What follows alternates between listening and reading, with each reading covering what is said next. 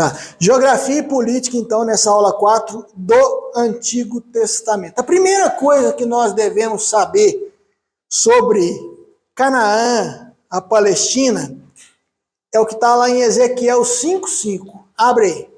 Ezequiel 5:5.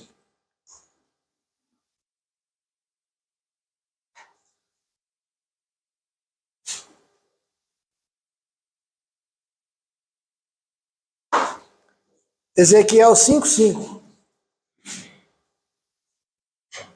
Quem achou? Assim diz o Senhor Deus, esta é Jerusalém, pula no meio das nações e terras que estão ao redor dela. Deus colocou Jerusalém no meio das nações. Senhores, nós temos 5 continentes. 2 que são considerados assim de habitação recente, né? A Austrália, as Américas. O centro mesmo da civilização, os inícios da civilização se deram nos outros 3 continentes. África, Ásia, Europa. Na ligação entre África, Ásia e Europa está a Terra Prometida. A Terra Prometida é exatamente o ponto central que une esses 3 continentes. Do lado de cá, o mundo velho de deserto. Aqui embaixo é deserto. A passagem daqui para cá, daqui para cá, daqui para cá, é aqui. É lá que foi colocada a Terra Prometida, Jerusalém. De forma que essa região é uma região estratégica. É por aqui que passava todo o comércio, é por ali que passavam as tropas, a movimentação de tropas. Então todo o comércio do mundo antigo, das tropas, passavam pela região de Canaã, passavam pela região da Palestina. Agora, uma outra coisa, entrando aí na parte de geografia mesmo da região. Leia para mim Deuteronômio 6:3. Isso não é aleatório, senhores? Essa localização? Deuteronômio 6:3. Destruímos-las totalmente, como fizemos a Seom, rei de Hesbom, fazendo perecer por completo cada uma das cidades com seus homens, suas mulheres e crianças. Foi isso mesmo? Deuteronômio 3:6. 6:3. Ah, é o contrário. Ouve, pois, ó Israel, e atenta, e para que nem te suceda e não te multipliques na terra de mana, leite e mel, como te disse o Senhor, Deus de teus pais. Tá, então eu quero tirar desse texto, dessa promessa aí, uma expressãozinha que Deus vira para o povo e fala assim: olha, eu vou levar vocês para uma terra que mana leite e mel. Vamos entender isso aí.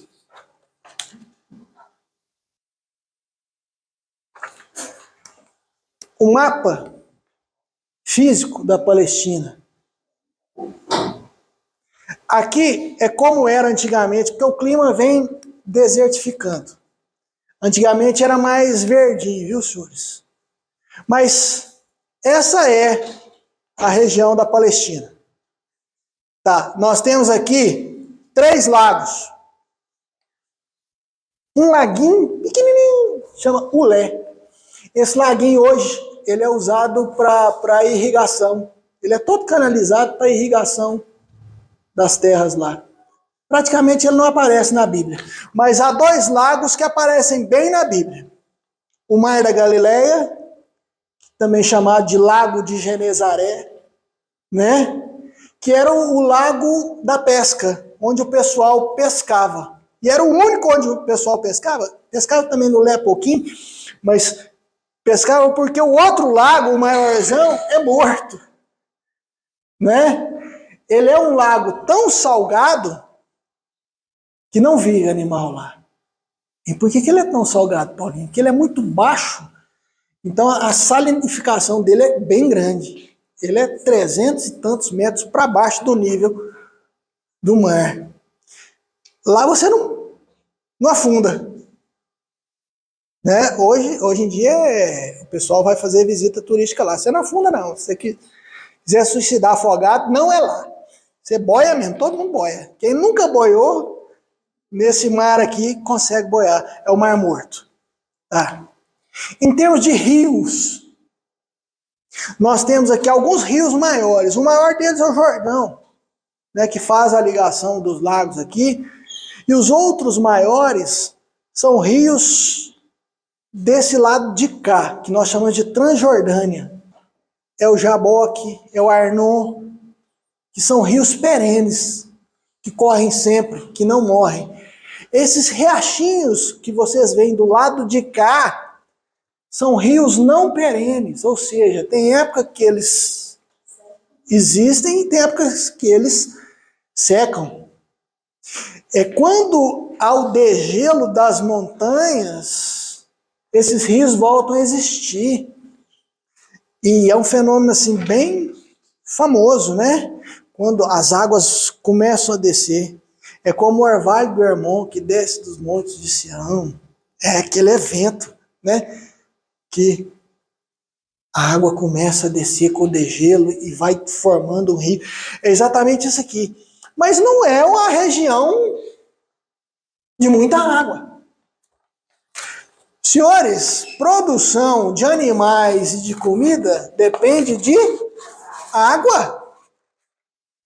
Os seres vivos são de 70% a 90% água.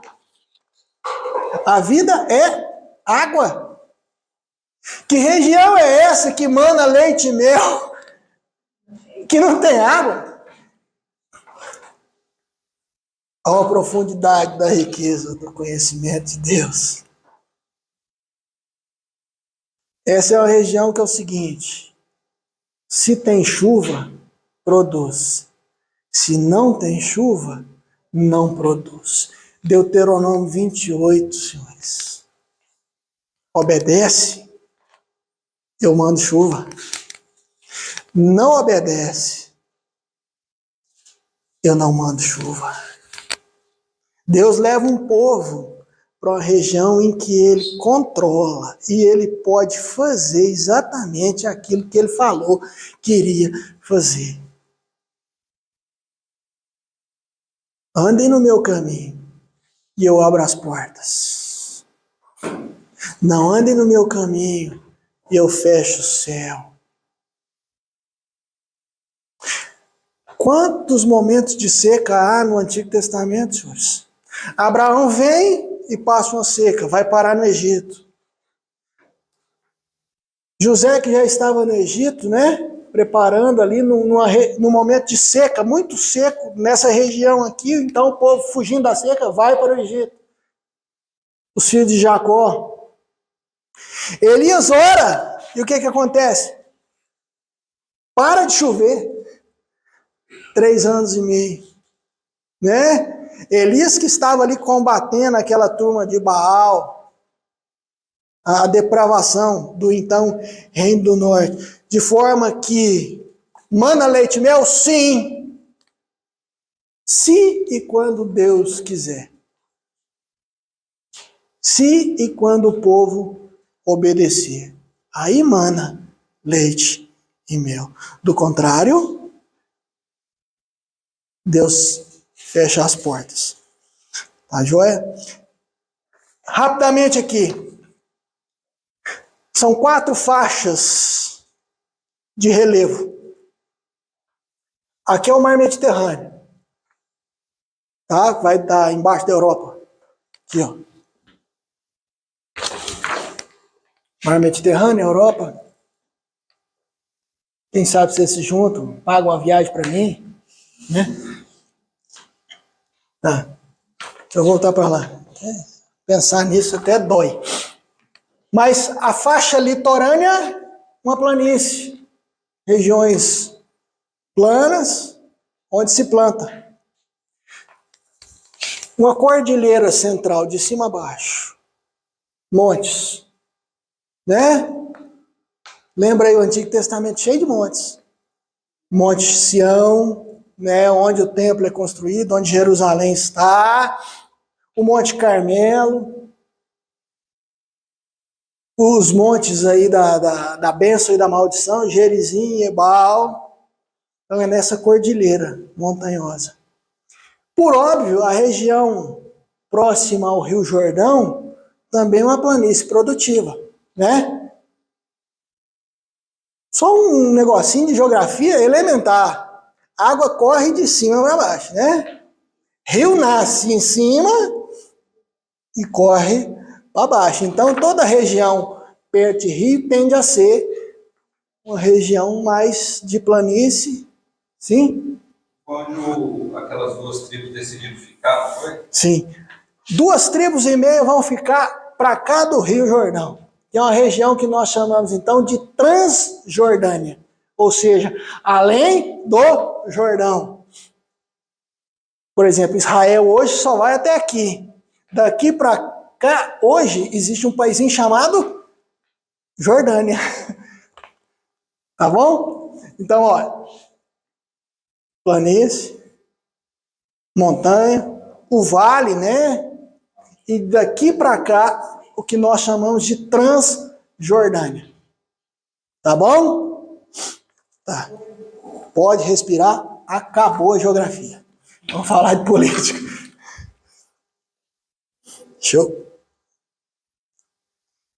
Antes de falar de política, eu quero que você abra o seu celular, porque eu mandei 4 fotos para você. Eu quero gastar 10 minutos numa rapidíssima sinopse histórica de Israel. Assim, eu falei para não desesperar e não desespere, que nós vamos voltar e tratar dessa história com mais vagar. Abrir o celular aí? Sim. Origem e desenvolvimento do povo de Israel no período do Velho Testamento e o interbíblico que eu não vou falar agora. Mas é uma sinopse. Então, a igreja, isso aqui é a história da igreja, viu? Ela começa em Adão e Eva. Aí Adão e Eva tem Caim, Abel. Caim mata Abel. Né? A igreja passou por Abel, mas Abel morreu. Então, no lugar de Abel, Deus traz Sete. E de Sete vem, então, a linhagem do povo de Deus. A igreja continua em Sete, em Enos, nos descendentes de Sete. Enquanto a descendência de Caim, nós vamos ver quando ver Gênesis, ela começa a se afastar. Aí chegamos até Noé, né? Teve o dilúvio, a coisa começa de novo. Noé tem 3 filhos, Cão, Sem e Jafé. Cão pode ser escrito Cã também, né? E de Sem vem a linhagem da igreja, né? Dos semitas, o povo hebreu, do qual Abraão vem. Cã vai dar origem aos africanos, tal, e Jafé, os gregos. Tá. Então, de Abraão nasce Isaac e Ismael.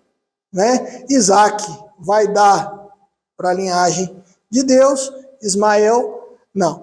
Então, de Isaac, nós temos Jacó. Jacó que vai ter o nome mudado para Israel. Vai dar as 12 tribos.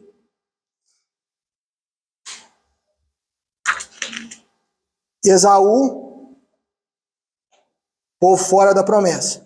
As 12 tribos vão para o Egito. E o Egito, então, Deus vai chamar Moisés para libertar aquele povo. Eu coloquei, não. Isso aqui foi o Kleber que fez. Mas um curso que a gente tinha antigamente. Ele coloca assim, às vezes você vai ver as 12 tribos de um jeito e às vezes de outro. O que é isso, Paulinho? Está explicado aí. Quando você vê o mapa das 12 tribos, você não vê lá uma tribo de José, por exemplo. E você não vê uma tribo de Levi no mapa das 12 tribos. Por quê? Porque Levi era uma coisa separada, eles receberam terra espalhado, né? Eles eram um povo que ia cuidar da espiritualidade espalhado em meio às tribos. Eles não tinham uma terra específica. A sobrevivência era dos Isso. profetas, não era da terra. Isso. Então, se nós tínhamos 12, tiramos 2, tem que colocar 2, né? Nós colocamos, então, os 2 filhos de José. Nós não temos uma tribo de José. Nós temos 2 tribos que são de filhos de José. Manassés e Efraim. Tá bom? Então, era 12 e continua 12, com esse detalhezinho aí. Tá. Aquele povo, então, sai do Egito, escravo, vai para a terra, conquista a terra, e é implementado a teocracia no tempo de Juízes. Mas vai dar problema, então vem o período da monarquia. 3 reis do povo unido. Saul, Davi e Salomão. Um povo só, um reino só. Mas no filho de Salomão, chamado Roboão, a monarquia rompe. 10 tribos para cima, 2 tribos para baixo. Então, o reino de baixo vai chamar Judá, o reino de cima vai chamar Israel. Então, até Reis, até o livro de Reis, Israel é tudo.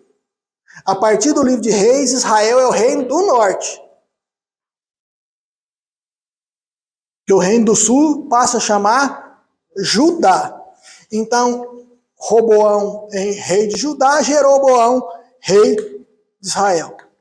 O reino de Israel, o reino de cima, deprava primeiro, já deprava logo em Roboão. Praticamente não tem rei que presta ali. Você vai achar. Hã? Em Jeroboão, né? No primeiro rei de Israel, a coisa já começa a avacalhar, de forma que em 722 a.C., praticamente também é exterminado o reino do norte. Intencional o afastamento dele, justamente para o povo não voltar para o outro rei. E ele tem Sim. o poder dele, né? Sim, nós vamos tratar em detalhes, né? Quando chegar o momento, nós vamos dar todos os detalhes do que aconteceu, tal. Mas aqui é só para a gente ter uma noção geral, para a gente ver os outros povos. Tá bom? E então o reino do sul permanece com reis bons, reis maus, reis bons, reis maus, mais mal do que bons. A balança pende para o pior mesmo, de forma que aí em 587 esse povo é levado cativo para a Babilônia. Isso foi correr. Mas deu uma noção geral. Só lembrando, né? Que a gente também não é tão leigo. Tá bom? Uma noção geral. Lá de Adão até o cativeiro babilônico.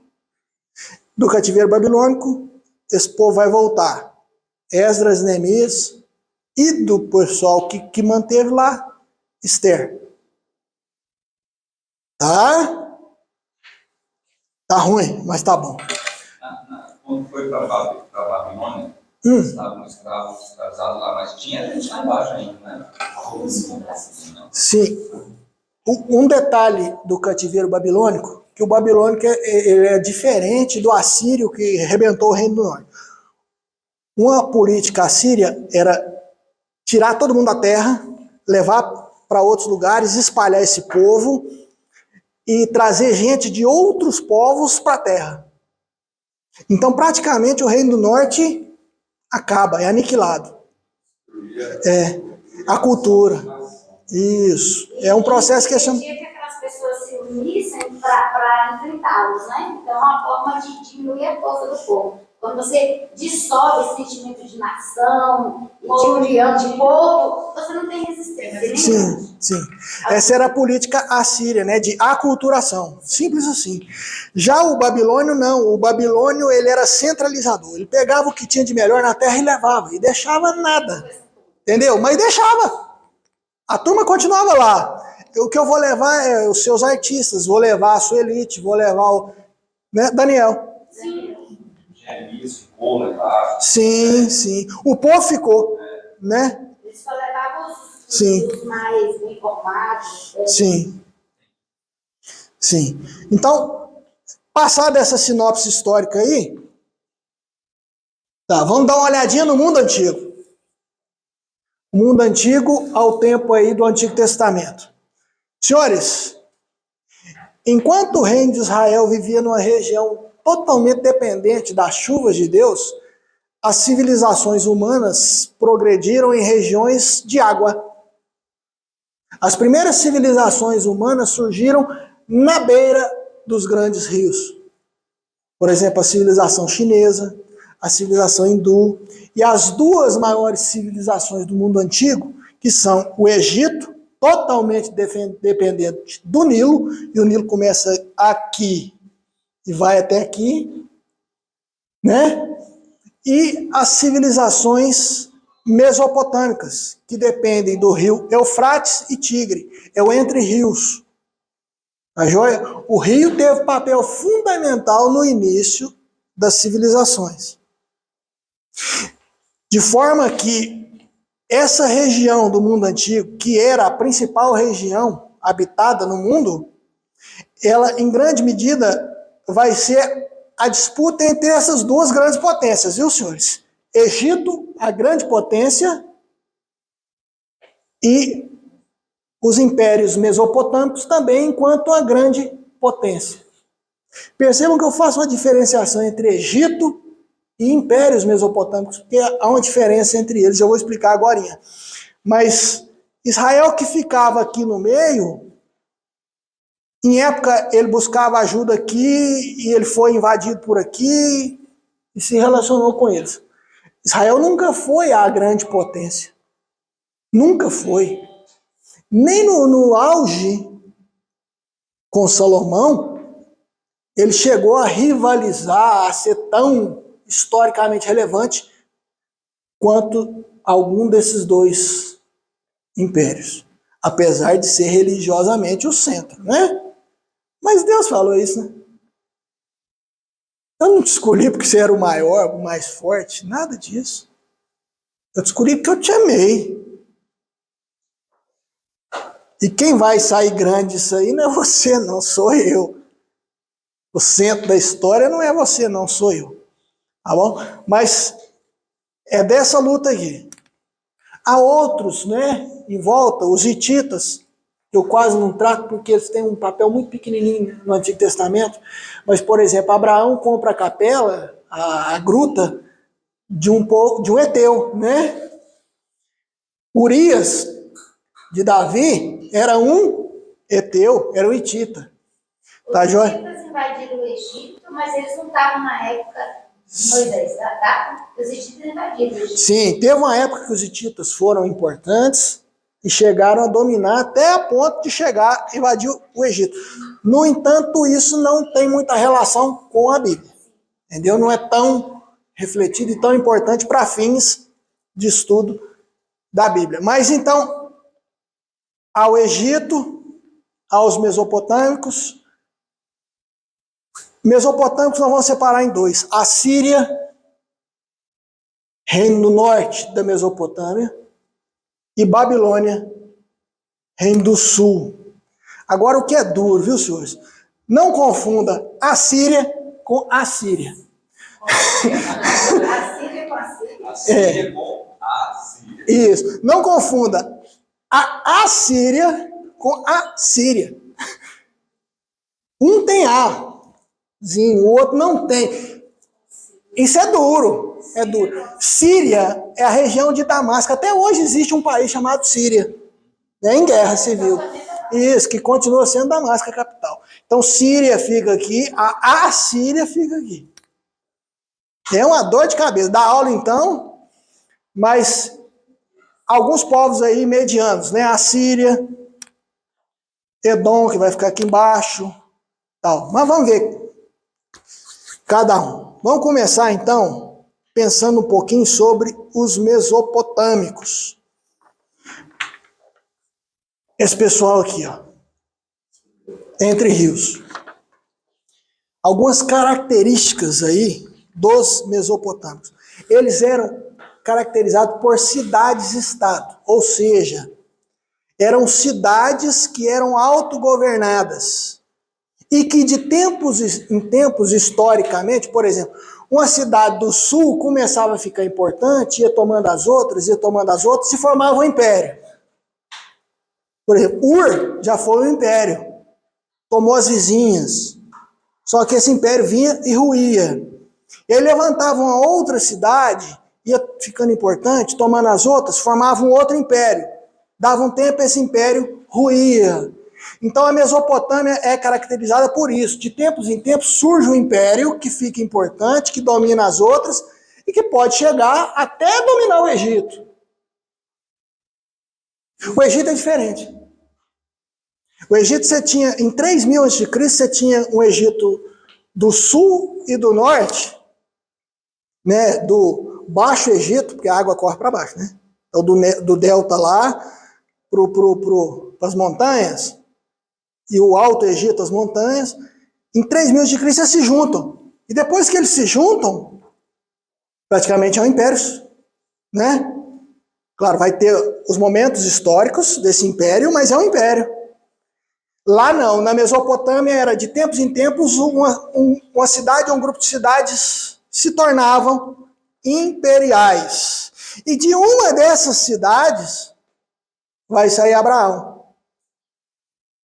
Uma cidade chamada Ur dos Caldeus.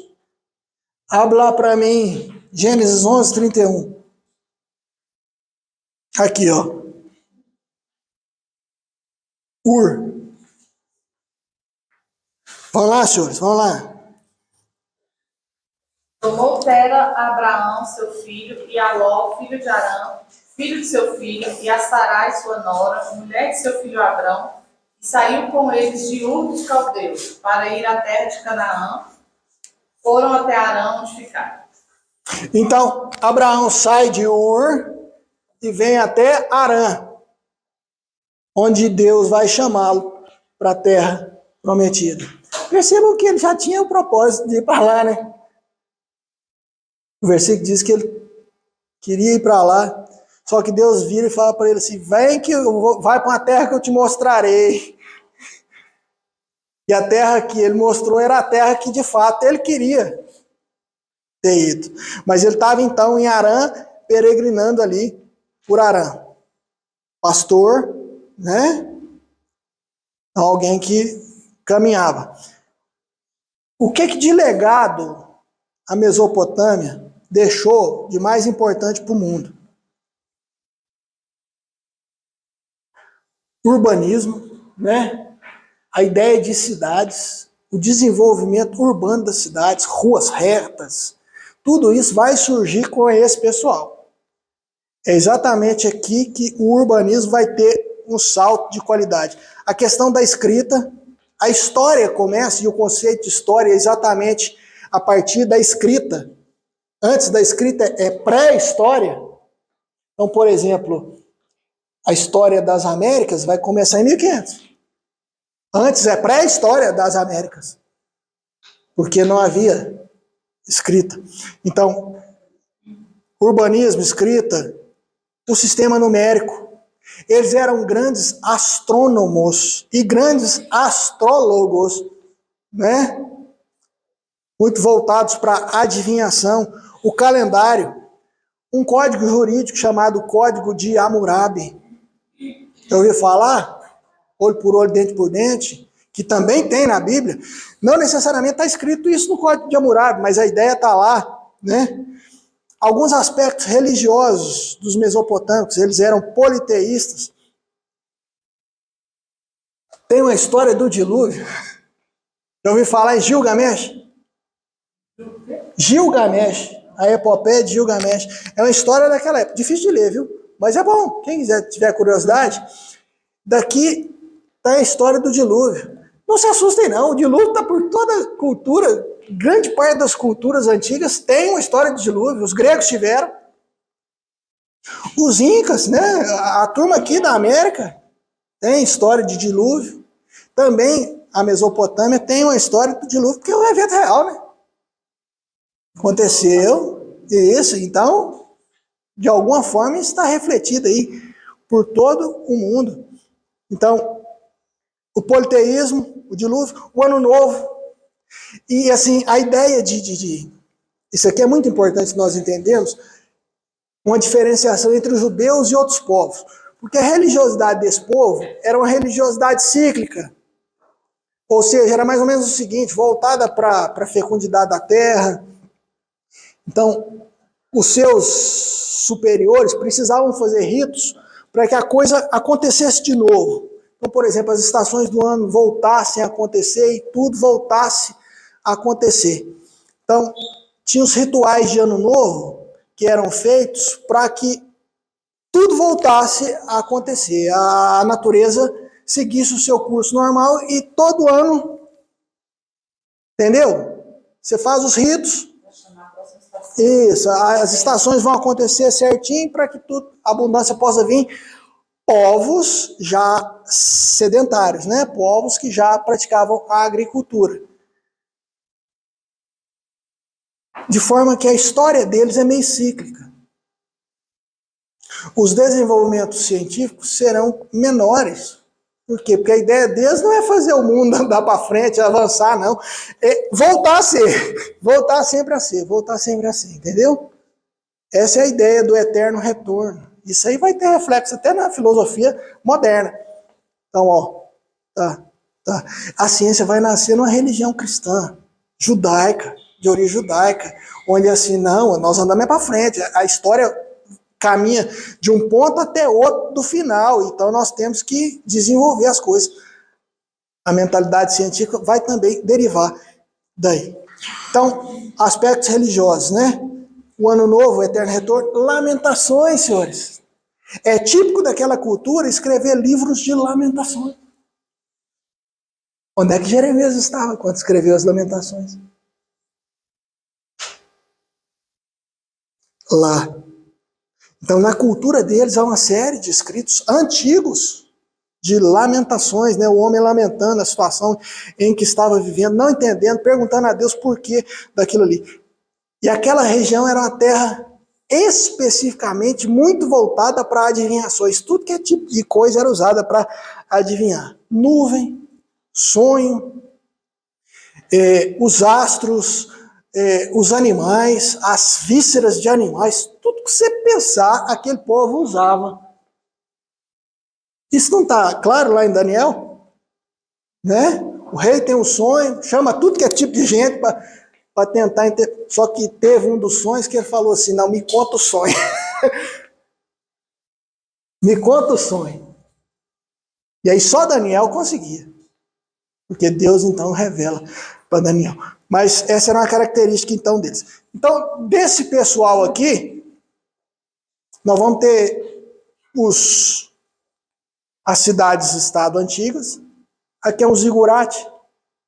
Era mais ou menos assim que foi a Torre de Babel, né? Só que eles tentavam mais alta. E é meio que aquela ideia de que Deus está na montanha. Já viram isso? O Antigo Testamento é cheio disso, nos altos, né? Ah, foram construídos os altos, o rei derrubou os altos. Por quê? Porque na mitologia da época, era ali que Deus se encontrava com o povo. Talvez a montanha mais perto de Deus. Né? Tá. Eleva os olhos para os montes, de onde me virá o socorro. Por que monte? Isso até hoje tem, né? Gente que sai para o monte para... Sim. Mas é mais mitologia. Então, nós temos aqui, lá na Mesopotâmia, vai vir primeiro. Ó, existiram diversos impérios. Eu vou separar os dois que nos interessam mais, viu, para a Bíblia. Mas houve diversos impérios. Então, o Império Neo-Assírio, que é o que vai destruir o Reino do Norte, né? Que é aquele povo ruim, nós falamos. O Neo-Assírio, né? Aqui, ó, era um povo que fundamentava a guerra também, já em cavalos e carros de batalha, e que a política dos neo-assírios era uma política cruel, eles eram ruins, historicamente ruins. Não é um negócio assim que eu estou falando tal. Centenas de impérios no mundo e eles são famosos por serem povos ruins mesmo, povo cruel, povo duro. E tinham essa política de aculturação, né, de simplesmente dominar por dividir, por dissipar a população. Então eles pegaram o povo do Reino do Norte e espalharam pelo Império. E pegaram gente de todos os lugares do Império e trouxeram para aquela região. E aquele Reino do Norte, que já era um reino de grande heresia, misturou com esse povo de tudo que era lugar e deu os samaritanos. Né? De forma que o judeu abominava aquele povo. Fala, não, esse povo não faz parte de nós, não. Nós somos muito diferentes. E de fato era. Mas Jesus amou, né, os samaritanos. Jesus foi atrás dos samaritanos. O evangelho foi levado no momento certo a Samaria, e Samaria então veio a conversão. Tá. Uma outra característica aqui, um outro evento também relacionado, Jonas. Jonas era um nacionalista de Judá. E aí, de repente, Deus vira para Jonas e fala o seguinte, olha, vai lá em Nínive, capital dos neoassírios, e fala para eles. Jonas fala, não, senhor, vou não, o senhor é bom, o senhor é bonzinho, se eu for lá, o senhor vai converter aquele povo, não vou não. Então Jonas, em vez de Jonas vir para Assíria, Jonas quer vir para Tarsis. Né? Ele pega um navio para vir para Tarsis, a Espanha atual, só que a baleia resolve o problema. E pega Jonas e leva Jonas de volta para onde ele deveria estar. Tá bom? Tá. Então nós temos os neo-assírios e temos os neo-babilônios. Olha que coisa linda, hein? A arquitetura daquela turma. Isso aqui está na Alemanha hoje. Transportado do Iraque, né? E levar para a Alemanha. Lindo, mas dedicado a uma deusa, né? Estar. Uma deusa dos neobabilônios. Vamos fazer a separação, né? É bom a gente julgar as coisas, reter o que é bom. O que é bonito, é bonito. Mas é herege, é idólatra. No entanto, a graça comum operou lá para que aquilo fosse, apesar de tudo, esteticamente bonito. Então, o Império Neobabilônico é o império daquilo que nós conhecemos como Nabucodonosor. Existia um babilônico anterior que foi destruído e depois veio o neo-babilônico. Esse neo-babilônico é também aquele que vai destruir o neo-assírio e que vai também destruir Judá, o reino do sul. Isso. Só que a história da Torre de Babel ela é bem anterior, né? Isso. Depois vem o império chamado de Neo-Babilônia. E ele destrói, antes de destruir Jerusalém, ele já dominava sobre Jerusalém, viu? Então, por exemplo, houve mais de uma deportação. Né? Ele veio, domina, mas deixa o rei, né? Um rei assim, subordinado a ele, mas esse rei vai atrás do Egito e fala, sem vergonha. Os romanos fizeram. Isso. É só um domínio político. Isso. Então, antes da destruição total, já havia o domínio. Aí a turma foi buscar ajuda no Egito e falou, assim não. Então ele volta e aí sim, ele destrói Jerusalém, 587 a.C. Destrói Jerusalém, destrói o templo, destrói o muro. E leva a elite em 3 levas cativas. Sendo que a primeira e segunda leva já tinha ido. Tá bom? Tá. A política dos neobabilônios é o seguinte, é aquela política de centralização. Né? Aquilo que eu já falei mais ou menos. Tudo para o centro, nada para as periferias. De forma que Babilônia foi requintada com tudo que você imaginar, né? Os jardins suspensos da Babilônia, aquela conversaiada toda. Aquilo virou um paraíso na terra e ele dava pouca importância para as regiões. Não, mas não levava todo mundo embora. Os pobres ficaram. Entendeu? Tá. Ah, meu Deus, eu não consigo terminar nunca. Tá. Mas rapidinho eu vou tentar. Eu tenho, não, acabou, né? Senhores, então é isso. Essa é uma parte, assim, histórica. Essa é uma parte, para alguns, mais chata. Mas vamos passar por ela. Vamos, tá, dei sorte, né? Mas vamos passar por ela, porque isso aqui vai fazer diferença para nós entendermos os livros, tá bom? Nós entendermos o contexto de cada um dos livros. Então, na aula que vem, eu termino essa parte histórica aqui, e aí, ao terminar isso, nós vamos entrar em cada livro, tá bom? Aí nós vamos... Eu tenho um livro para adolescente, e que me ajuda... Para juvenil, né, que eu comprei, e ele faz a linha histórica, né, do Velho Testamento, e ele vai colocando os fatos históricos, né? Sim. Só que fica pequenininho num negócio desse assim, né? Mas é interessante que você começa a organizar a cabeça. Porque eu confundo o Ciro com não sei quem, não sei se ele era assírio. E eu estou tudo encaixotada, estou desarranjada de mundo. Estou só com a roupa do corpo do lado. Sim. Assim, eu tenho livros. Quem gostar de história antiga, ixi. Então, aqui, ó. A história dos impérios mesopotâmicos, esse livro trata. Claro, não só do Neo-Babilônio, mas de todos eles. Desde o comecinho até... Desde Noé. Desde o comecinho lá das cidades-estados, das primeiras... como a coisa foi formando, os principais impérios, até chegar... Daí, né? Sim, a turma de Canaã. Eu tenho outros em casa. Quem quiser saber do Egito, também a história do Egito, desde a unificação, até um pouquinho antes da unificação até o fim. Nós vamos tratar disso aqui. Uma coisa... da religiosidade egípcia, né? O livro dos mortos. Quem pegar isso aqui vai me xingar, mas deixa eu avisar logo. É terrível de ler. Mas é interessante, se você quiser, né? Figurinha tem demais. Bom, isso é uma tradução do livro. É uma tradução, esse aqui é igual o Gilgamesh. Isso aqui é igual o Gilgamesh, é da época. É a tradução do livro dos mortos egípcios. Isso.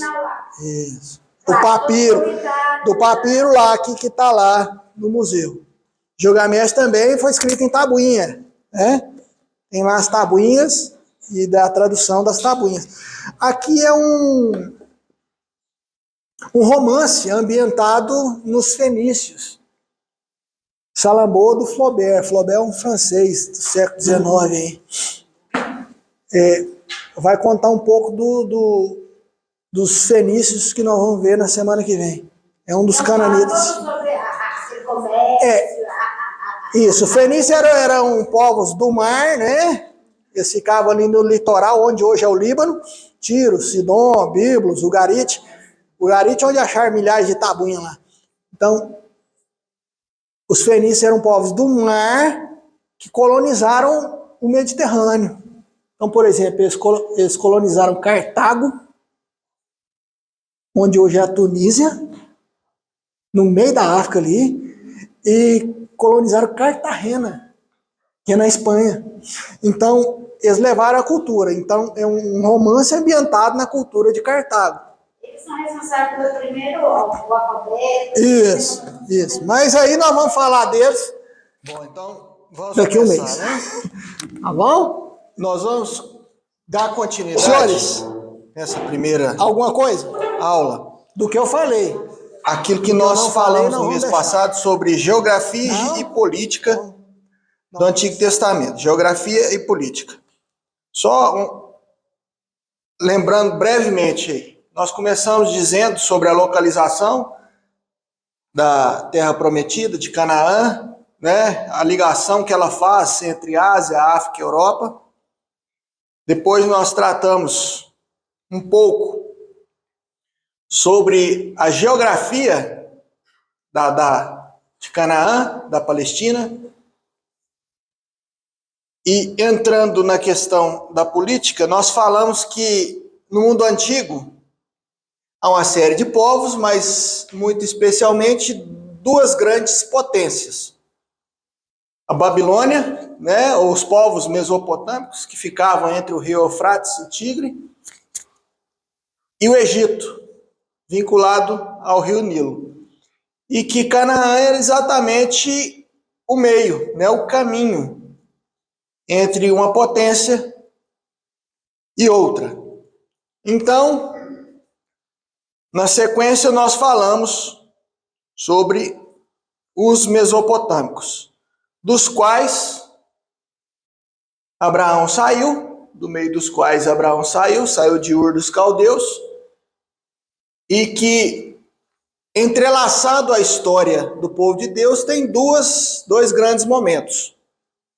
O momento em que o Império Neo-Assírio prevaleceu, Império Neo-Assírio que vai destruir o Reino do Norte, Israel. E o Império Neo-Babilônio, que é o império que vai destruir ou levar cativo o Reino do Sul.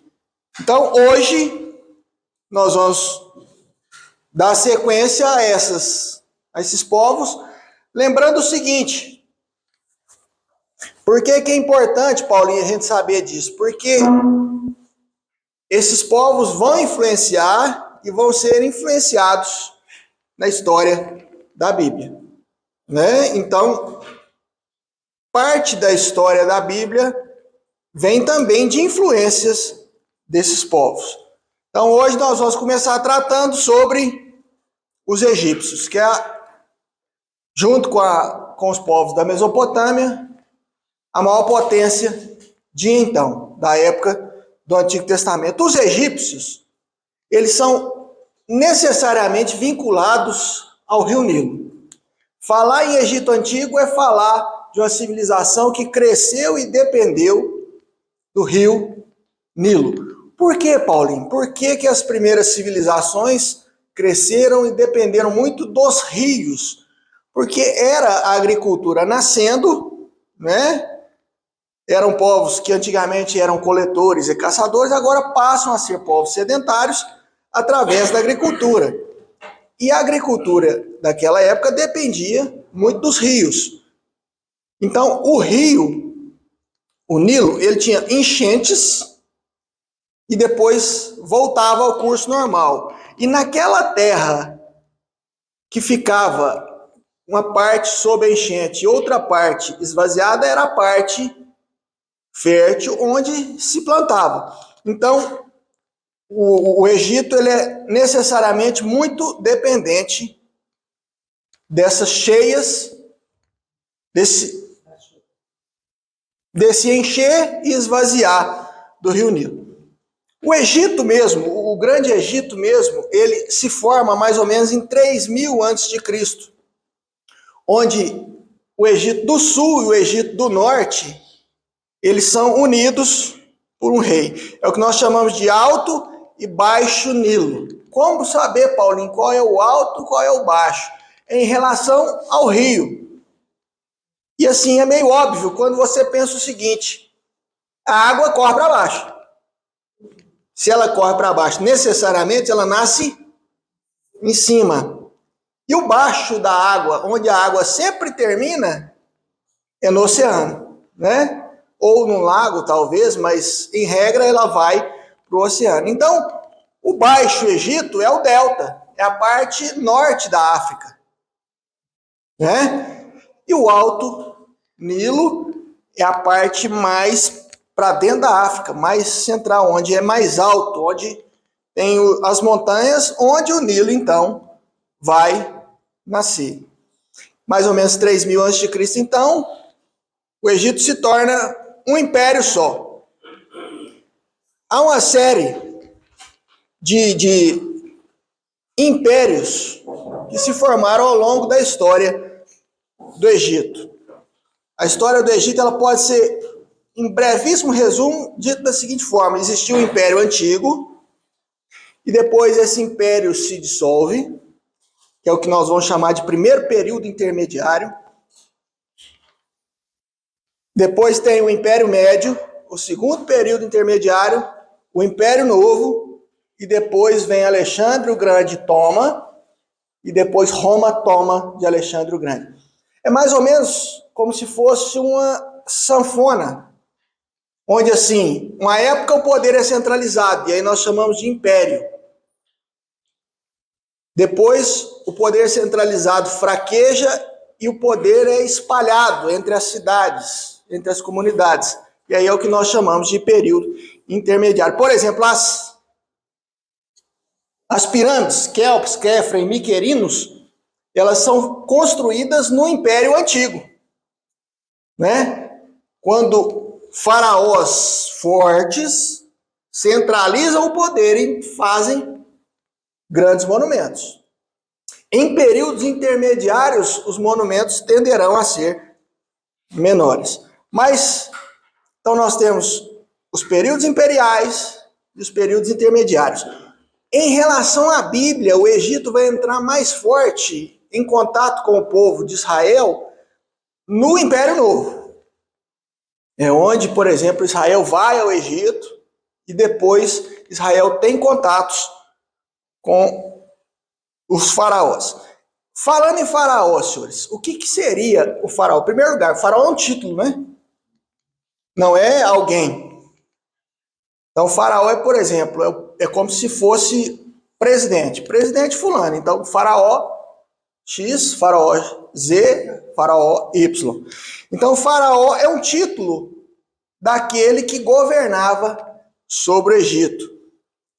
O faraó é uma espécie de rei e Deus, havendo épocas em que faraó chega mesmo a ser endeusado.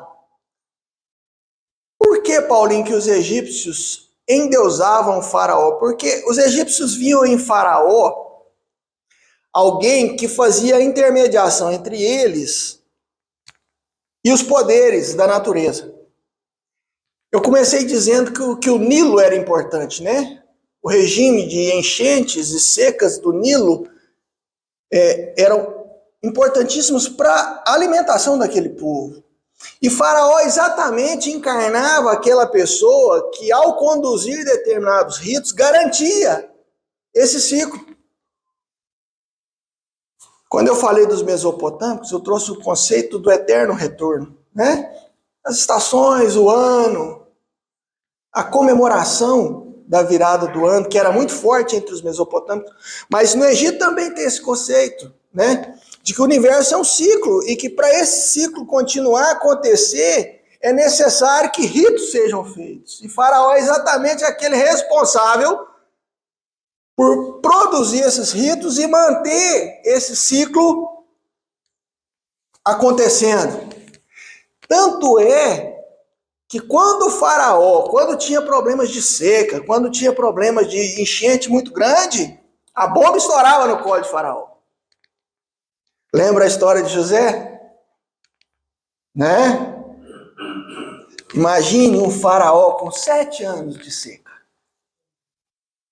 Muito provavelmente a cabecinha de faraó rolaria. Então José vai salvar faraó, né? Quando José previdentemente, né, separa os grãos, fala, vai ter 7 anos de seca, mas depois 7 anos de abundância, depois 7 anos de seca, vamos guardar aqui.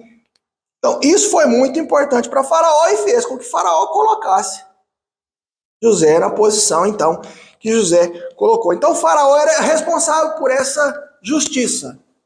Os egípcios vão chamar de Maat, justiça. Justiça não só no sentido de justiça entre os homens, mas justiça no sentido cósmico. De colocar cada coisa no seu lugar e cada coisa para funcionar corretamente. para trazer então para o povo egípcio esse Nilo produtivo. Algum legado aí dos egípcios, senhores, nós podemos dizer. À semelhança dos mesopotâmicos, os egípcios desenvolveram para si uma escrita. Tem aquela escrita mais desenhada, mas existe uma escrita mais cursiva também que eles usavam. Um outro grande legado deles aí, o papiro, né? Antigamente a turma escrevia no couro dos animais. E o papiro é exatamente um papel que vem de plantas. Né? O nosso papel vem de plantas. Então ali começa. Uma plantinha lá com um arbusto que nascia às margens do Nilo. Eles começam então a fazer papel. Então a fazer o chamado papiro. Uma coisa muito interessante no Egito Antigo é que eles produziram livros de sabedoria. A semelhança, por exemplo, dos nossos livros de sabedoria da Bíblia, por exemplo, Jó, Eclesiastes, Cantares, há livros de sabedoria na literatura do Egito Antigo. E livros que, assim, em certa medida, influenciam o povo que sai do Egito. Um povo que viveu no Egito, né? E que sai do Egito, e em saindo do Egito escreve a Bíblia. Então, há livros de sabedoria. Quando nós olhamos os mesopotâmicos, há livros de lamentações, né? Quando Jeremias vai escrever as lamentações dele, é exatamente nos confrontos, né? Assim que os mesopotâmicos levam o pessoal, Jeremias vai lamentar. Nos modelos mesopotâmicos.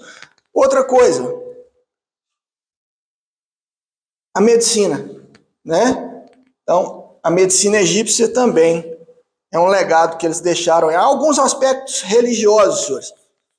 Os egípcios eram, em suma, politeístas. Quem está no outro curso pode entender melhor, né? Mas, em suma, eles eram povos politeístas, com diversos deuses. Deus para tudo que você imaginar.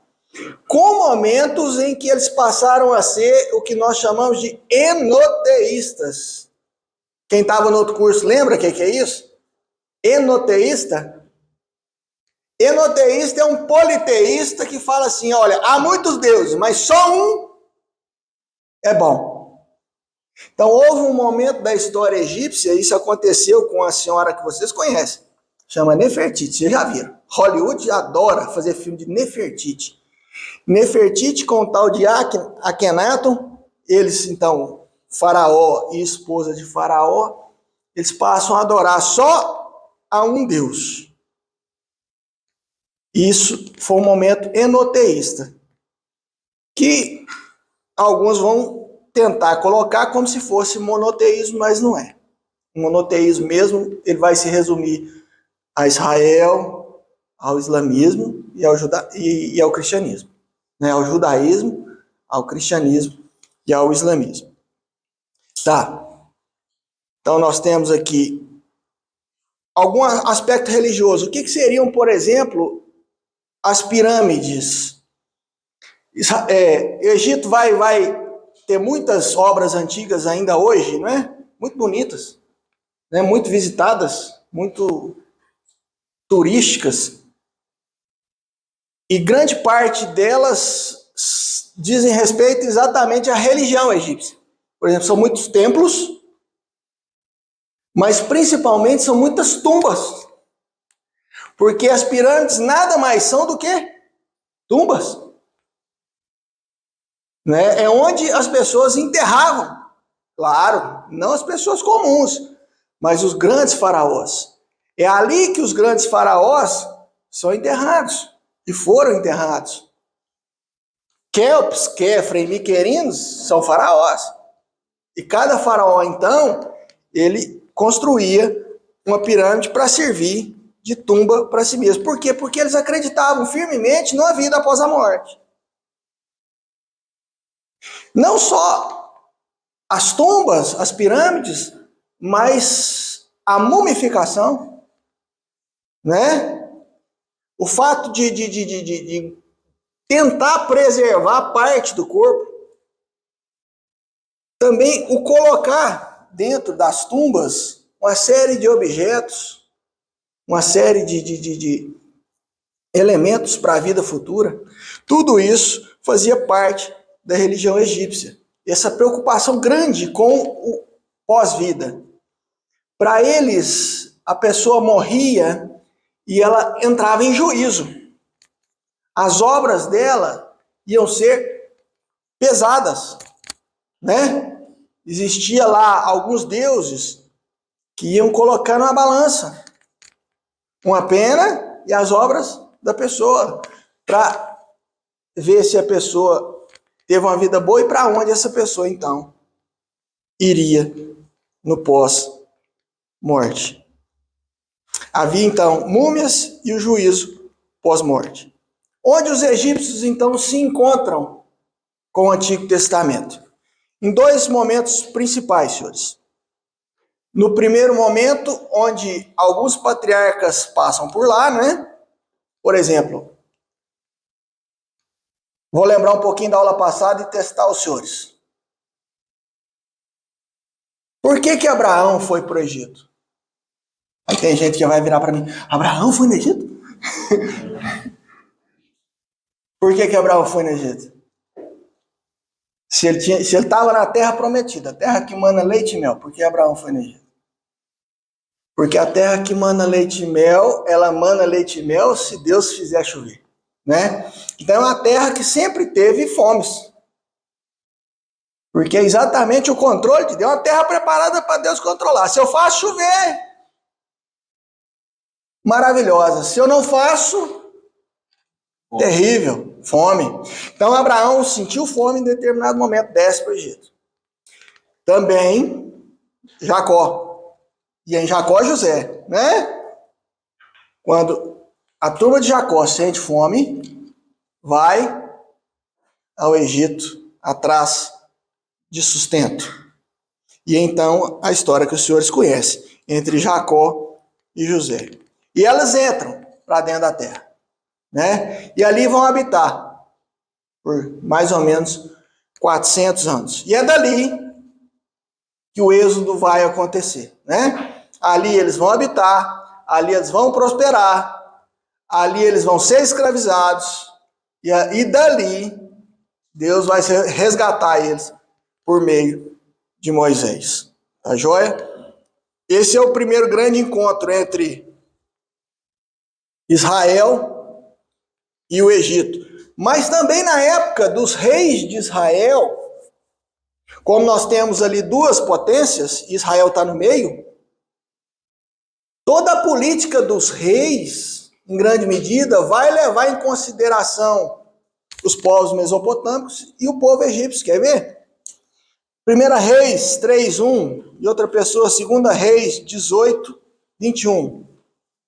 1 Reis 3:1.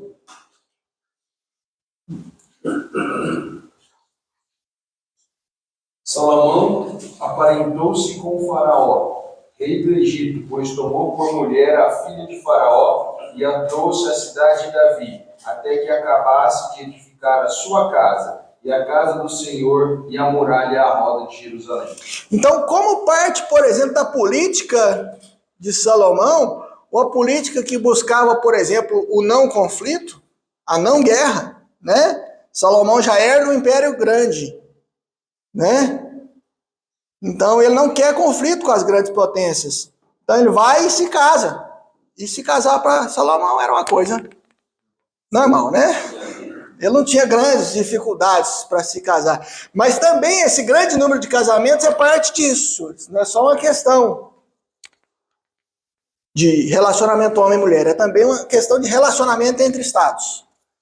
Então quando Salomão tem aquele mundo de mulheres, é também parte da política externa do reino de Salomão. E 2 Reis 18:21. Confias no Egito, esse bordão de cana esmagada, o qual, se alguém nele apoiar-se, lhe entrará pela mão e a transpassará. Assim é Faraó, rei do Egito, para com todos os que nele confiam.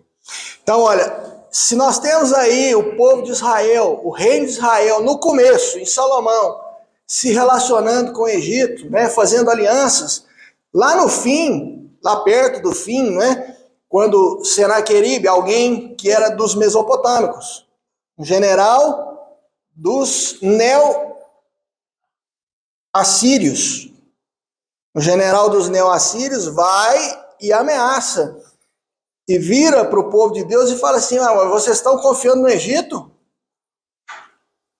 O Egito, aquela planta de papiro, aquele junco, né? Que parece uma cana. O Egito é uma plantinha dessa com a ponta, que você põe a mão e fura a sua mão. Não confia no Egito. Então, Israel sempre oscilou e esteve em relação tanto com a potência do mesopotâmica quanto com o Egito. Tá bom?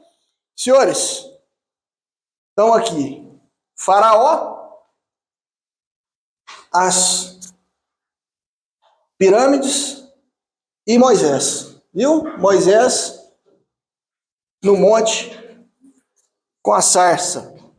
Tudo isso está relacionado, então, na Bíblia, aos egípcios. Um outro povo aí, senhores, que nós temos relação do Antigo Testamento, é o povo fenício.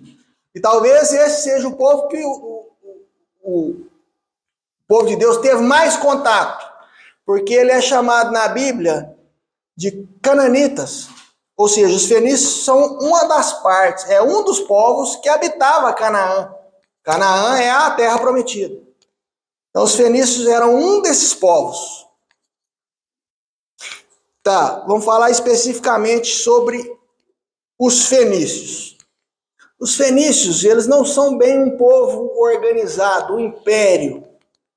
Eles são mais um grupo de cidades independentes, mais ou menos, aí você vai voltar lá no seu segundo grau, como as cidades-estado da Grécia, né?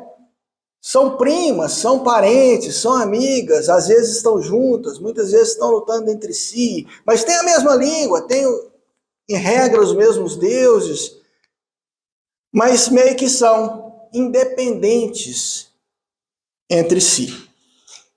As principais cidades aí, até hoje existem, né? Tiro. Já ouviram falar em Tiro? Que Tiro foi esse? Não é. Não é. Tiro, Sidom. Não grava isso não, Rodrigo. Sexual, hein?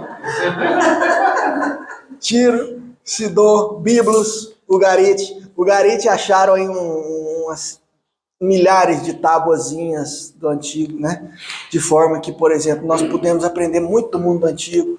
Lembra lá, quando eu falei de Gênesis 15, o encontro de Abraão com Deus, em que ele parte os animais, né? Nós descobrimos que aquilo é uma forma de fazer contrato no mundo antigo, exatamente com as tabuinhas de Ugarite. Quando as tabuinhas vieram à tona, né, o pessoal começou a analisar e a ler elas e virou, olha, isso é uma forma comum de fazer. Então, alianças no Antigo Testamento. Então, Tiro, Ugarite, Biblos, Sidom. Os fenícios, qual o principal legado aí dos fenícios? Os fenícios eram povos comerciais, senhores. Tudo para os fenícios eram navegação, comércio, principalmente ali no mar Mediterrâneo. Então, por exemplo, dos fenícios, os fenícios saem, rapidamente aqui, ó, Tiro, Sidom, Amate, Ugarite, Biblos, aqui são os fenícios. E eles saem daqui, nos seus navios, e vão aqui, ó. Eles vêm aqui e constroem uma cidade chamada Cartago. Já ouviram falar em Cartago? Cartago é quem vai rivalizar com Roma. Quando Roma, então, vence Cartago, Roma passa a ser a dona do Mediterrâneo. E aí chamar o Mediterrâneo de Mare Nostrum. O mar nosso. Agora nós mandamos. Mas os fenícios não só vieram aqui, mas eles foram onde Jonas queria ir. Na Espanha, que fica aqui. Então fundaram Cartago, no norte da África, fundaram Cartagena, na Espanha. Então eles eram povos de comércio, povos do mar. A religião deles. E aí você vai ver muito na Bíblia. Já ouviram falar em Baal? Baal é um deus fenício. El, o prefixo El. Existia um deus na Fenícia chamado El, que é um prefixo. Porque El está em El Shaddai, está em Israel, está em Ismael, está em Elohim. Então esse prefixo que está no nome de Deus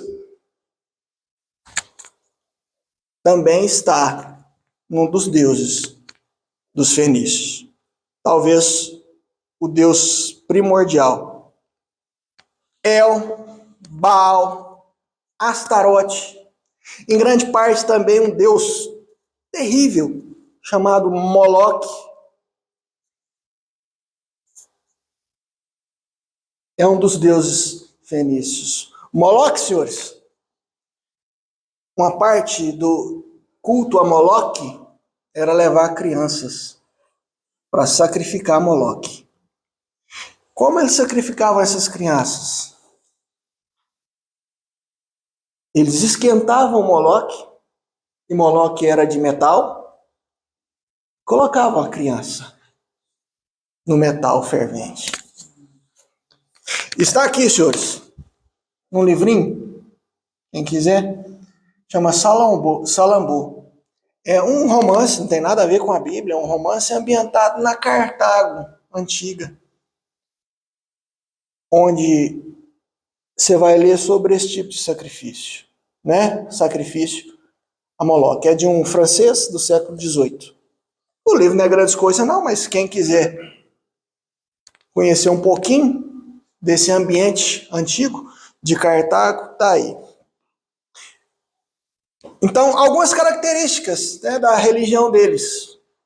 Duas. Eu falei do sacrifício de crianças, e aí você pensa assim, meu Deus do céu, como pode? Como pode Acais fazer a mesma coisa? Acais, rei de Judá. Como pode Manassés, rei de Judá, fazer a mesma coisa? Quer ver, senhores? Para mim lá. 2 Crônicas 28, 2 e 3. 2 Crônicas 33, 4 a 6. 2 e 3.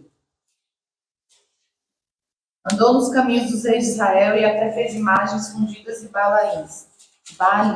Também queimou incenso no vale do filho de Inom e queimou a seus próprios filhos, segundo as abominações dos gentios que o Senhor lançará de diante dos filhos de Israel. Tá aí a cá, senhores. Alguém que andou no caminho dos reis de Israel. Paulinho, mas Israel é de Deus. Quem primeiro se misturou com essa religião aí dos fenícios, dos cananitas, foi o rei de Israel. Lembra de Acabe? Lembra de Jezabel? Jezabel que era descendente desse pessoal. Não sei se ela era de Tiro ou de Sidom.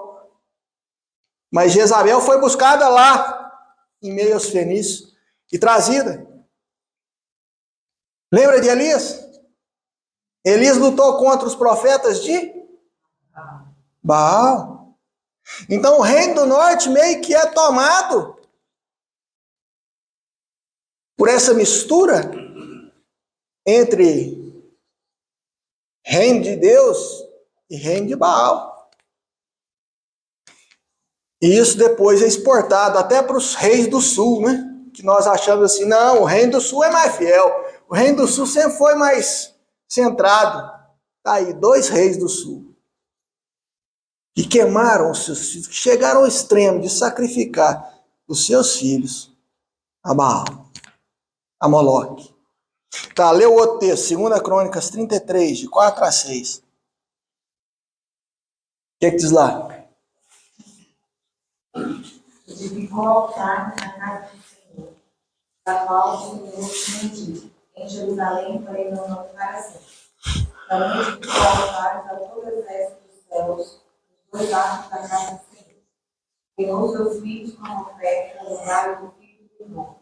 Adivinhava pelas nuvens, era arvoreiro, praticava feitiçarias, tratava com necromantes e feiticeiros, e prosseguiu em fazer o que era mal perante o Senhor, para provocar a ira. De onde Manassés tirou isso, senhores? Adivinhar pelas nuvens? Agoreiro? De onde ele tirou isso? Adorar o exército do céu? Da Mesopotâmia. Lembra lá da astrologia? É da Mesopotâmia, ele tirou uma parte. Esse cara juntou tudo. Né? Juntou o sincretismo lá, fez um sincretismo entre a religião da Mesopotâmia, que adivinhava de tudo, né? Adivinhava de vísceras de animais, adivinhava de nuvens, adivinhava por tudo. Tudo usava para adivinhação. Adorar o exército do céu, colocou isso dentro do templo. É o que diz o versículo. Colocou todas essas abominações dentro do templo. Do templo de Salomão. Além de buscar na Mesopotâmia, buscou também nos fenícios. Aí, ó, sacrificou os filhos. Matou os próprios filhos em sacrifício de deuses que não eram deuses. Por isso é importante, senhores, nós conhecermos um pouco desses povos, tá bom? Tá. Os principais povos, aqui, né, os fenícios são quem cria o alfabeto. Depois os gregos vão pegar esse alfabeto, melhorar esse alfabeto, e daí vai chegar a nossa língua, né? Porque do grego vem o latim, do latim vem o português. Baal, Moloque, né? E Elias contra os 400 de Baal.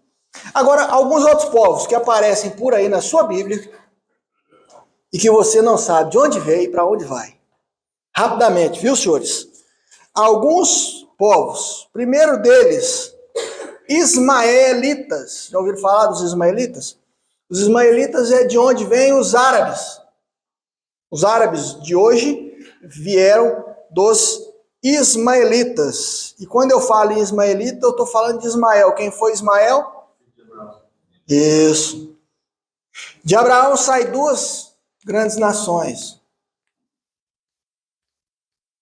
Ismael e Isaac. Isaac, povo de Deus. Ismael, os árabes. E dos árabes vem Maomé, viu, senhor? Maomé que até hoje briga com Cristo, né? Ou seja, Ismael ainda briga com Isaac. Século 21, Ismael ainda briga com Isaac. Nos dias de hoje, lá naquela região lá. Muito provavelmente a rainha de Sabá é alguém que veio dos árabes e vai visitar Salomão. Por quê? Porque a rainha de Sabá ela é lá do sul da Península Arábica, né? Onde hoje é Iêmen, Omã, aqueles paizinhos lá, rico de petróleo, danado, né? Então é dali que a rainha de Sabá vem. Um outro povo, senhores, abre lá, Juízes 6:1.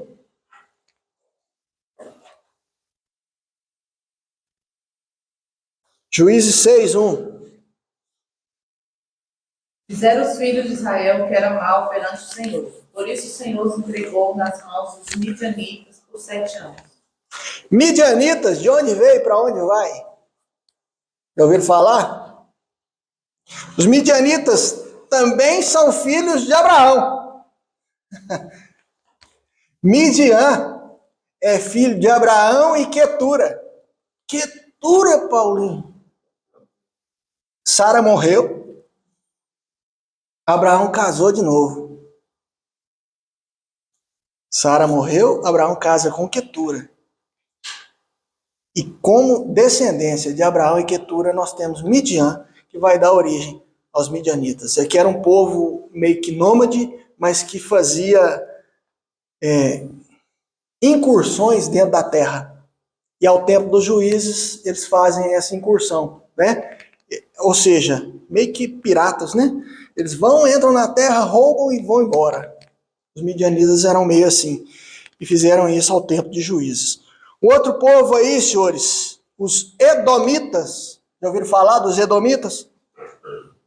Os edomitas, eles viviam aqui, ó, um pouco ao sul aqui do Mar Morto, nas montanhas.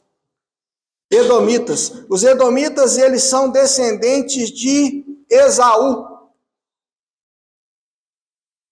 de Isaac. Saem dois povos. Jacó que vai se transformar em Israel e ser o pai das 12 tribos, e Esaú. Esaú é exatamente quem vai dar origem aos edomitas.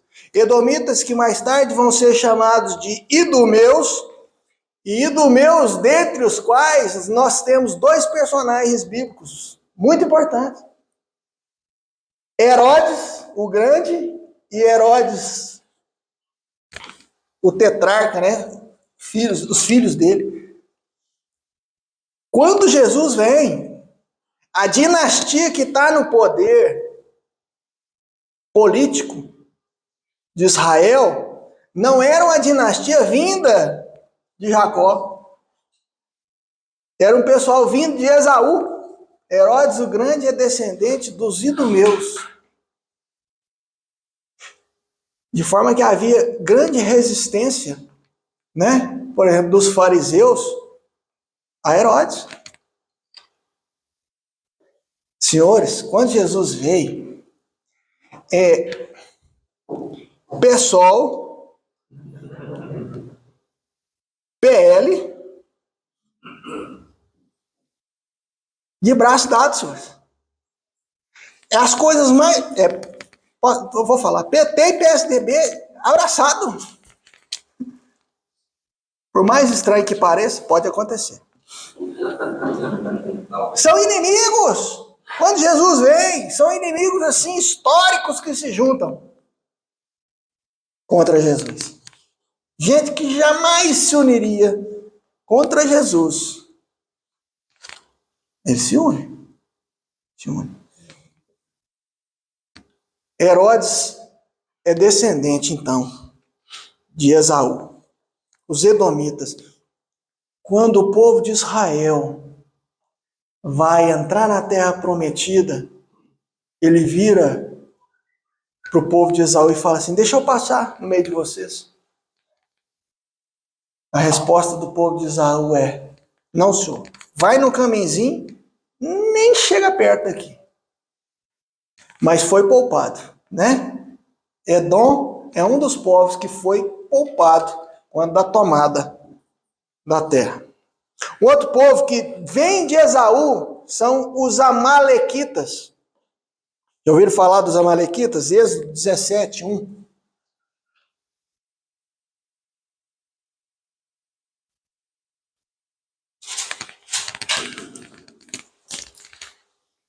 Tendo partido toda a congregação dos filhos de Israel do deserto de Sim, fazendo suas paradas, segundo o mandamento do Senhor, acamparam-se em Refidim, e não havia de água para o povo de Deus.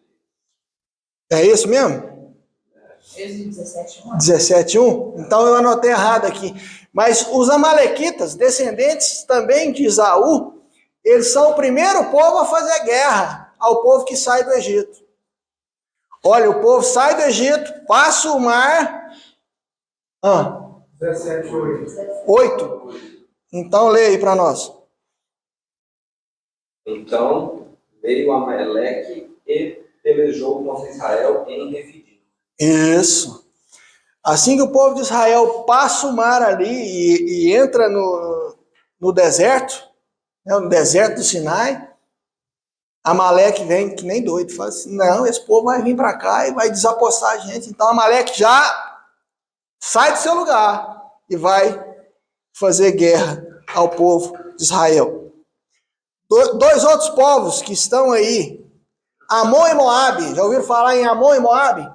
Esses dois povos, eles vão participar muito da história do povo de Israel. De onde vem Amon e Moabe? Lê para mim, Gênesis 19, de 36 a 38.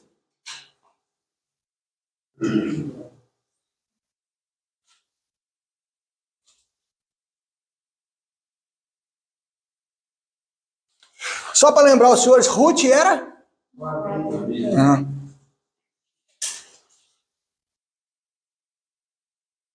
Gênesis 19, 36 a 38, o que diz lá? E assim as duas filhas de Ló conceberam do próprio pai. A primogênita deu à luz a um filho e chamou Moabe. É o pai dos moabitas até o dia de hoje. A mais nova também deu à luz um filho e chamou Ben-Ami. É o pai dos filhos de Amon até o dia de hoje. Amon e Moabe são filhos do incesto, né? De Ló. Ló que sai de Sodoma e Gomorra com duas filhas e ninguém aceitava que Ló morasse com eles, então eles vão para um lugar deserto e ali Ló se embebeda e engravida as duas filhas. E dessas duas filhas saem Amon e Moabe. São dois povos que vão conviver com Judá ao longo da sua história. Agora, dois povos mais importantes um pouquinho. Os filisteus. Já ouviram falar dos filisteus? Os filisteus não têm origem nesses povos da Bíblia. Os filisteus, eles vêm à terra prometida de fora. Os filisteus são parentes dos gregos. Eles são aparentados com aqueles gregos que fizeram a guerra de Troia. Os filisteus, olha só, são chamados povos do mar. Também uma congregação de cidades-estado, grego, né? Então, por exemplo, é mais uma junção ali de cidades em que cada uma tem o seu rei do que um reino mesmo, só. As principais cidades aí dos filisteus são Gaza, até hoje, né? Tem a cidade de Gaza, né? A faixa de Gaza ali, que é dos palestinos. Gaza, Ascalon, Eglon, Asdod e Gate. Gate que Sansão arrancou as portas. A conquista dos filisteus, senhores, ela vai se iniciar em Sansão e só vai ser mais ou menos conseguida lá em Salomão, lá em Davi. Por que você fala mais ou menos conseguida? Porque, de certa forma, assim, os filisteus sempre foram independentes. E por que, Paulinho, que os filisteus são assim tão renitentes, né? Tão firmes? Porque é o seguinte, eles vieram de fora com a tecnologia nova de armas. Eles chegam nessa região com um tipo de armas que aquele povo não tinha, que é o ferro. Vocês já leram lá, por exemplo, Samuel? Você não achava estranho quando você lia assim, que o povo de Israel ia fazer a guerra e não tinha uma espada?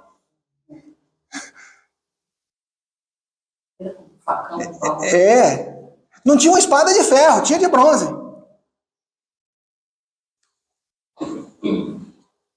O povo de Deus ainda estava na idade do bronze. E os filisteus vêm já com a tecnologia da idade do ferro. Tanto é que viram a relíquia, a espada de Golias, de ferro. Né? É guardada lá pelos sacerdotes. Por quê? Porque o povo não tinha ainda, não dominava ainda o ferro. Quando nós estudarmos Samuel, nós vamos ver isso aí, mais vagar. Porque teve momentos que a Bíblia fala assim, olha, o povo tinha que ir lá nos filisteus até para limar as ferramentas. Tá certo? Mas então, os filisteus passaram esse armamento para Israel? Aos poucos a tecnologia foi, né, espalhando. Sim, aos poucos a tecnologia foi espalhando E o povo de Deus, então, passou também a produzir artefatos de ferro. Tá joia? Ferro que é bem mais forte do que o cobre. Tá? O último desses povos aí, menores, são os arameus. Arameus que são o povo que vive na Síria. Vou lembrar os senhores da piadinha da aula passada. Tem Assíria e Síria. São povos diferentes, viu? Então, Síria, sem o A, é o povo que tinha por capital Damasco. Também influenciou muito, teve muito contato com o povo de Deus. Muitas guerras, muitas lutas e alianças com o povo de Deus. Isaías 7, 1 e 2.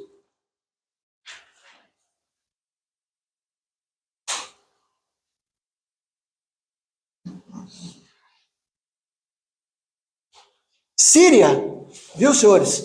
Ela é no mesmo lugar onde hoje é a Síria. Até hoje tem um país chamado Síria, que é aqui, ó, acima, né? Você tem Israel, você tem o Líbano, e aqui você vai ter Síria. Aqui, Damasco, aqui, ó. Não, a Síria, não, mas tudo que eu pedi para vocês, não confunde a Síria com Síria. Porque tem Síria em cima. Olha em cima, né? Isso, é porque o cara puxou para cima, mas aqui é a capital aqui, ó. Damasco, Alepo, tudo isso é Síria. Tá bom? Sem vergonha. Tá aí o texto, Isaías. Sucedeu nos dias de Acás, filho de Jotão, filho de Uzias, rei de Judá, que Rezim, rei da Síria, e Peca, filho de Remalias, rei de Israel, subiram a Jerusalém para pelejarem contra ela, porém não prevaleceram contra ela. Deu-se aviso à casa de Davi: a Síria está aliada com Efraim. Então ficou agitado o coração de Acás e o coração do seu povo, como se agitam as árvores do bosque com o vento. Então, esse povo aí, muitas vezes, ele se aliava com o reino do norte contra o reino do sul, às vezes se aliava com o reino do sul contra o reino do norte, às vezes os dois reinos aqui se juntavam.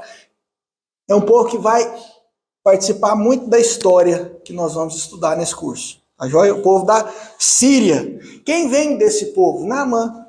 Naamã o leproso é um general sírio, né? Que aliado ao reino do norte, né, depois de ter batalhado e vencido o reino do norte, ele leva cativo pessoas. Uma das cativas fala para ele: quem dera que o senhor estivesse lá no meu reino, porque lá no meu reino tem alguém que tem a solução. Aí ele vai no rei dele e fala assim: olha, a menina está dizendo que lá naquele reino aliado nosso tem a solução. E o rei então manda uma carta para Acabe, né? Ou um dos descendentes de Acabe. Fala assim: resolve o problema de Naamã. Aí o rei de Israel fala assim: ele está querendo me arrebentar de novo. Eu sou Deus para sarar Naamã? Alguém fala para ele: olha, manda no profeta. Aí ele vai ao profeta, Eliseu então dá a solução. Mas Naamã vem dos sírios. Mas mais importante do que esses contatos aí, uma coisa que é muito importante para a história bíblica dos sírios é que dos arameus vem o aramaico. Aramaico, que é a língua franca do Antigo Testamento. Por exemplo, o que é língua franca, Paulinho? Língua franca é mais ou menos uma língua que todo mundo tem. Qual é a língua franca dos dias de hoje? O inglês. Onde você for no mundo, se você falar inglês, você não está tão perdido, né? As pessoas, você vai encontrar alguém para te ajudar. Hoje é o inglês. Na época do Novo Testamento era o grego. Na época ali do fim do Antigo Testamento, era o aramaico. Tanto é que o Novo Testamento é escrito em grego, mas muito provavelmente Jesus falava aramaico. Eli, lama sabachthani. Não está em grego. Está em aramaico. Então, essa língua franca vai surgir desse pessoal. E por que franca, Paulinho? Porque quando eles resolveram dar esse nome, a língua que era assim universal era o francês. Então, por isso, língua franca. Daí a expressão. Uma língua que é meio que universal. Tá. O último dos povos aí, o povo persa. Né? Aí, o final do Antigo Testamento. Né? No povo persa, ele vai surgir onde hoje é o Irã. Né? Já não é um povo de rios, é um povo de montanhas. Era um povo de pastores e um povo guerreiro. Enquanto os povos de rios tendem a ser sedentários, ou seja, assentar, plantar, fazer uma fazendinha, o povo de montanha tende a ser pastor, e pastor é nômade. Né? Onde o pasto está bom, eu vou levando. E gente que costuma ser nômade, costuma ser mais belicosa, né? Gengis Khan. Eu ouvi falar de Gengis Khan? Aquele homem varreu o mundo todinho e mal. Então, os medo-persas, que são dois povos do Irã, se juntam, se fortalecem. É esse povo que vai destruir a Neobabilônia. Neobabilônia que foi que destruiu Jerusalém, o templo, Nabucodonosor. Então, quem vai destruir o povo de Nabucodonosor é exatamente os medo-persas. Nós vamos chamar aqui de persas. Quais os reis deles aí que estão na Bíblia? Ciro. Ciro é quem vai e conquista a Babilônia. Dario. Né? Dario é quem vai liberar o povo para voltar para a terra também. Ciro já tinha, né? Mas Dario é quem vai liberar o povo e falar assim, não, dá dinheiro para eles. É para eles fazerem.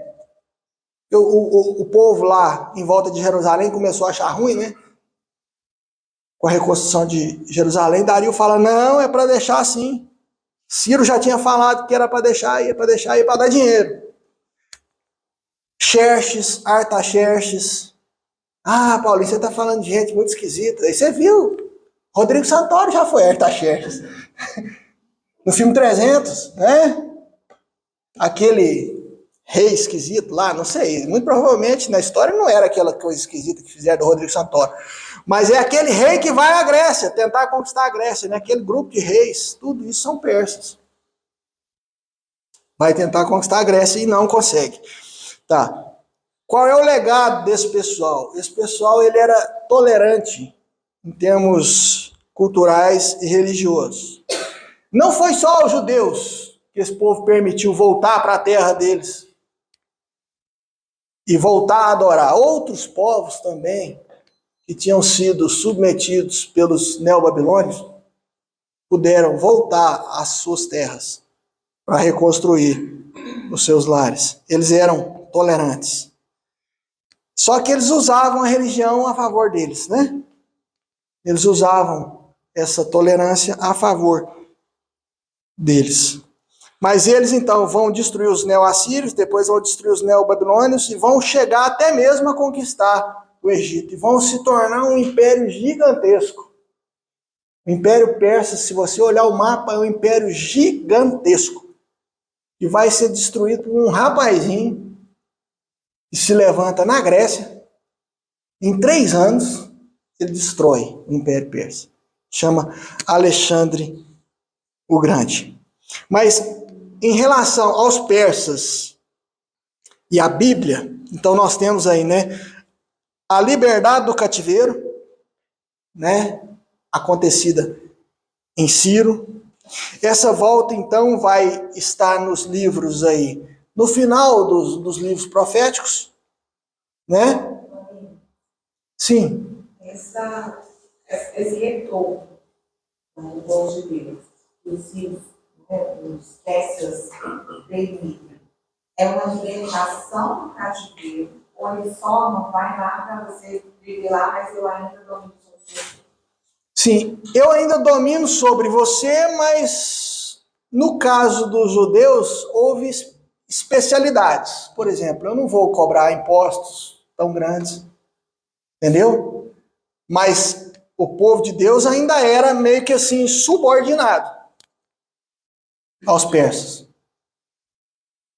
O povo de Deus ainda era meio que debaixo das asas. Só que era um domínio assim muito mais frouxo, muito menos incisivo.